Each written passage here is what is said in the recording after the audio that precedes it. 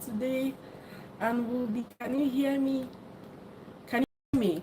You can hear me. Say yes, I can in the comment section. Can you hear me?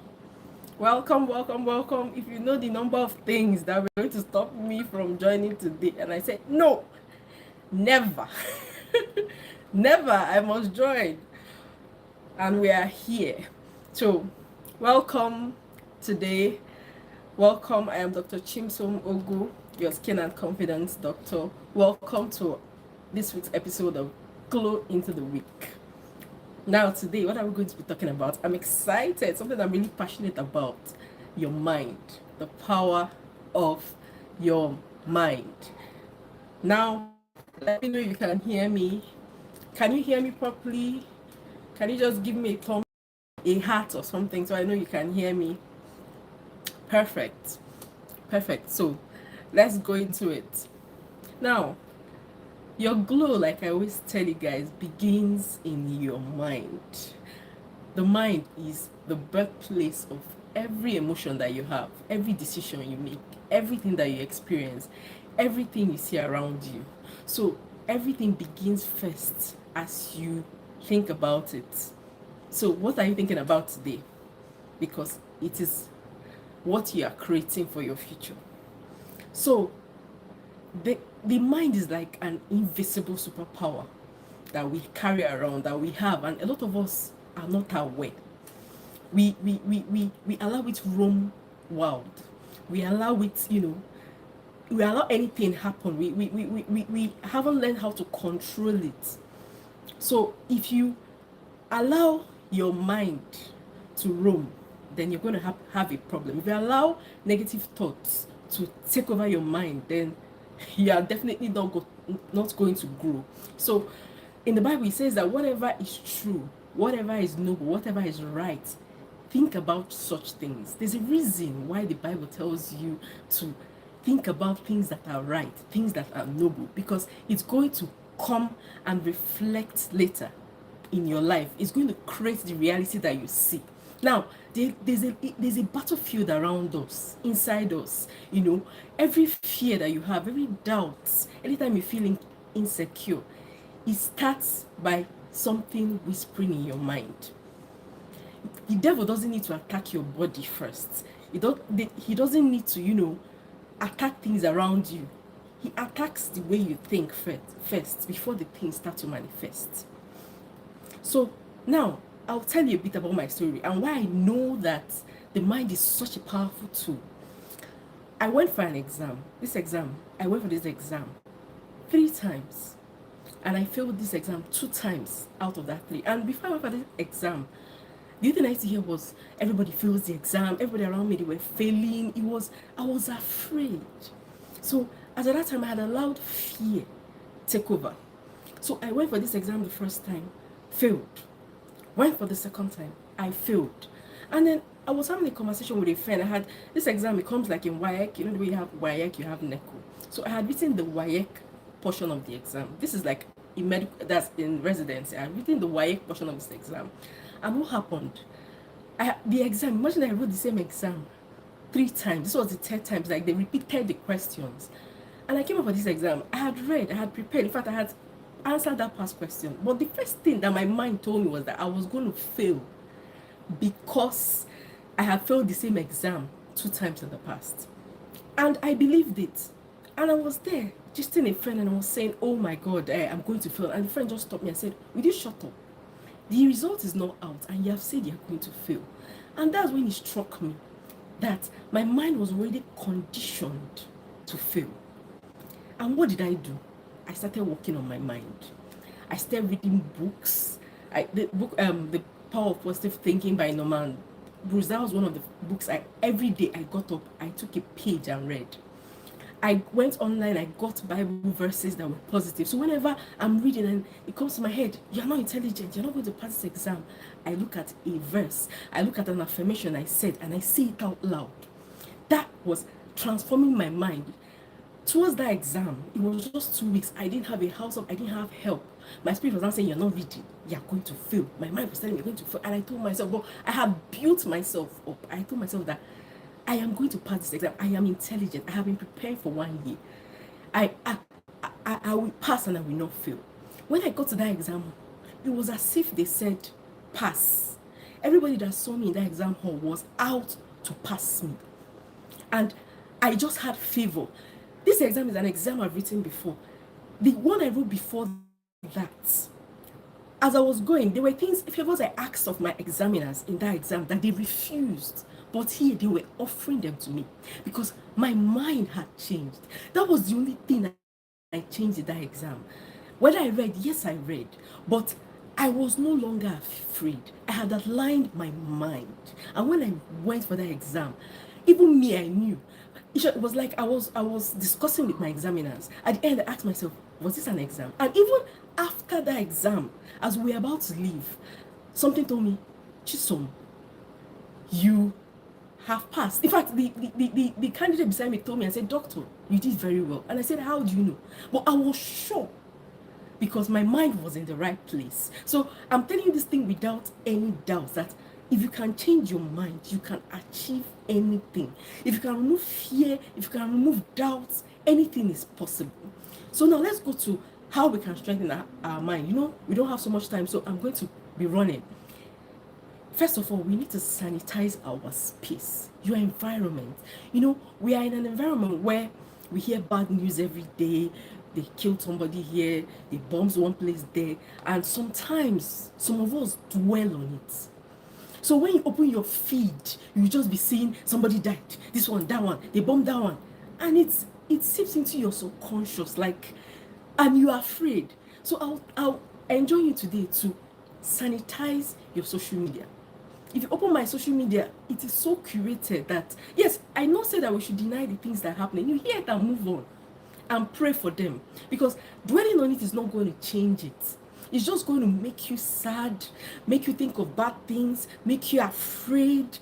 It's not good for anybody. So it's important that we sanitize the shows that we watch. You know, you like to watch scary movies, depressing things, and you're wondering why you're afraid.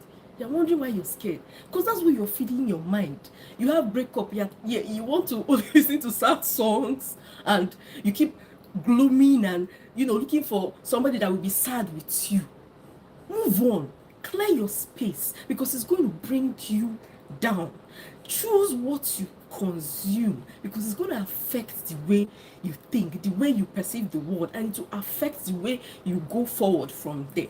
So another thing you need to do is to, you know, even when you're listening to music, because it becomes real. If you notice, things that you're afraid of in the past and that you dwelt on, somehow they have come to pass. Some of them have happened. If you sit down and really analyze that, ask yourself, they've happened, because the Bible does not lie. Do you understand? So it's important that you sanitize. Another thing, that you should feed your faith. Whenever those doubts come, find a verse or an affirmation to cancel it. We are human beings, they will come to your mind, but find something to tell yourself to remove yourself from that space. Now, another thing is to surround yourself with people with like minds, with friends that think like you. Don't go and stay with people that when you say something, they're always thinking about, yes, Nigeria is hard, we all know, but you know, focusing on it is not going to change Nigeria being hard.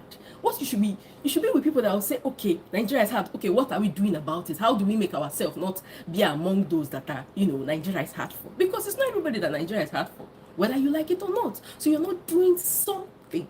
So remove yourself from naysayers, from people that are always sad, because it's going to affect you. Because the Bible says, it says iron sharpens iron. And somehow, negative people, it's easier for them to drag you down.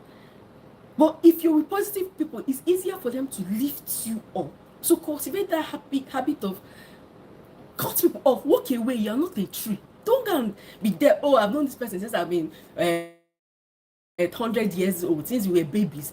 You're growing. The person is not growing. Move on. The person is going to distort your mind. Now, another thing we need to do is to challenge limiting beliefs. There are some things that we grew up believing that are not necessarily true. It may be about yourself. Somebody told you you're not intelligent. Are you not intelligent? Like, okay, that you did not pass SS or chemistry in school. Are you not good at making hair? Are you not good at making people laugh? Is it not something you're good at? Who said you're not intelligent? Is it really true? When you sit down and you think about it, is it really true? So challenge the beliefs about yourself, the negative beliefs that people have fed into you. Some of them are from our upbringing, from our family members. It could be someone that loves you. They didn't even know what they were doing at the time. So you have to deliberately grow yourself. Then another thing is that you need to gain knowledge. You cannot be in one place. Invest in courses, buy books, read, so that your mind is open and you can grow and become a better version of yourself.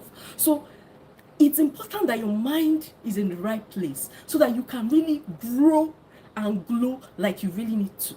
So now, let's use examples. Someone like David, he chose faith over fear. He came out with a sling and stone to fight the giant. Does that make sense? It doesn't make sense. Someone that was with a sword and he walked out because in his mind he believed he was going to slay because he had faith. Omo, that is another level of a renewed mind. Daniel renewed his mind by gaining knowledge. He had wisdom, so it made him 10 times better. It made him stand out. Are you hiding? Are you not bold enough to show yourself because you've not grown to the level where you can open your mouth and people are asking, saying, what's this person saying? The truth is that a lot of people are not growing. A lot of people are not becoming better. So if you just start to get better small, you look as if you are doing great. You look as if you're standing out. So invest your time in becoming. Invest your time in growing and becoming a better version of yourself. Now, the truth is that, let's leave Bible. Even science confirms it. There's what we call neuroplasticity. When you have the same kind of thoughts, the brain starts to wire itself to align with those thoughts and it starts to create your reality. This one is science now. It's not about Bible. So it simply means that every positive thought builds new pathways of peace and purpose in your brain. So let us leave Bible aside. Yes, even though Bible is very important, but I like to, come from different perspectives. You create what you think. Now, I'll enjoin you that to create these habits, every morning, affirm your power. Affirm who you are. When those thoughts come to your head, have something to say to counter them. If it's on your phone screen, put it on your phone screen. Like me, I have a morning affirmation on my phone screen. Every morning I wake up and I say it. And when I say it, I know that money can never be a problem. I've trained my mind to tell myself that when money is finishing, it's coming. Whatever aspect of your life that you feel inadequate in, find scriptures to back it up. Find affirmations to say, because the devil will bring those thoughts in your mind that will make you feel inadequate, so that you can use those things to counter them. Reflect on it. Say it in the morning, say it in the night. Whenever you have those issues, say it out.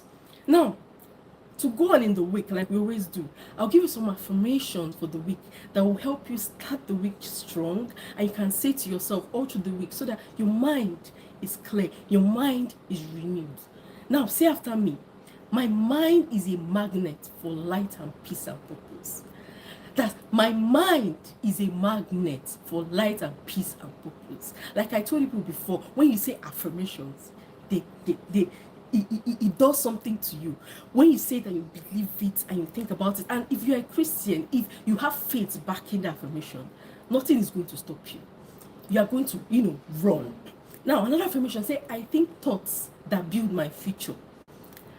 I guard my mind with wisdom and joy.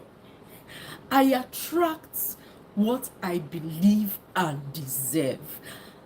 I am divinely guided in all my thoughts. Every day, I am glowing from inside out. Like I tell you people, you can't change your outer glow alone until you change your thoughts, because the true glow comes from inside out. Because no matter how your skincare routine is, no matter how, okay, let's ask a question. Imagine that you have a skin condition where we don't have, treatment for. For example, let's say something like, or maybe even if we have treatment, we've been doing it and it's not working and you have to take a lot of drugs. Does that mean you're going to shrink? Does that mean you're not going to be yourself anymore because your face has bumps on it? Yes, you treat the bumps. I mean, dermatology, I will treat the bumps, but in a case where it can be treated, so your life is going to end. But if you've built that inner glow, hey, that inner glow, no matter what, you will walk with your head held high. Guys, thank you for joining me. I'm Dr. Chimsom, and the aim is to help you glow from inside out. I'll see you next Sunday again, where we're going to start the week out right. Thank you for joining me. I hope you learned something today, and good night. Have a nice day.